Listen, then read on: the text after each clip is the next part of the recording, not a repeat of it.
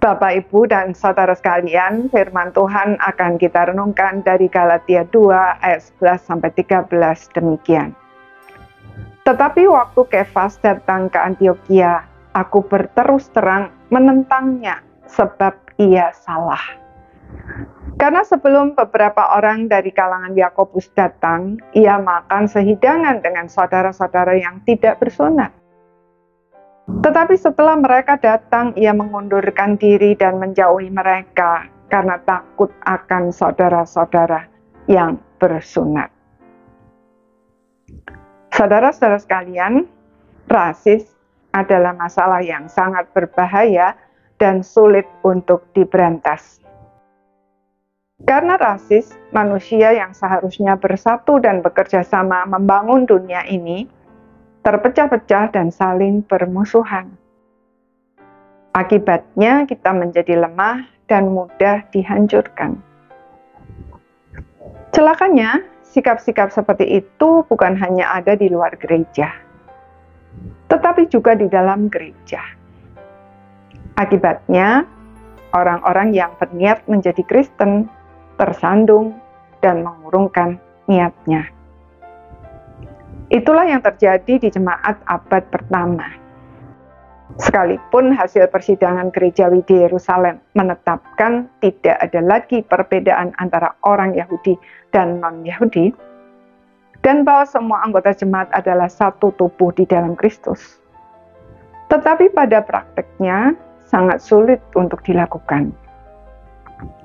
Ada sejumlah orang Kristen Yahudi yang disebut di sini sebagai golongan Yakobus, yang walaupun menerima keputusan persidangan bahwa orang-orang Kristen bukan Yahudi tidak dituntut untuk menjadi Yahudi, antara lain dengan disunat, tetapi sikap rasis mereka tetap ada. Mereka menolak untuk makan semeja dengan orang-orang Kristen bukan Yahudi. Jika hal ini dibiarkan, akan mempengaruhi jemaat sehingga membahayakan kesatuan tubuh Kristus dan membuat kesaksian gereja menjadi rusak. Itulah yang terjadi pada saat itu. Petrus yang tadinya makan sehidangan dengan jemaat bukan Yahudi, karena takut kepada orang-orang itu, tiba-tiba memisahkan diri. Apa yang dilakukan Petrus ini mempengaruhi orang-orang Kristen lainnya termasuk Barnabas. Itulah sebabnya Paulus menegur Petrus dengan keras dan berkata, "Jika engkau seorang Yahudi hidup secara kafir dan bukan secara Yahudi, bagaimanakah engkau dapat memaksa saudara-saudara yang tidak bersunat untuk hidup secara Yahudi?"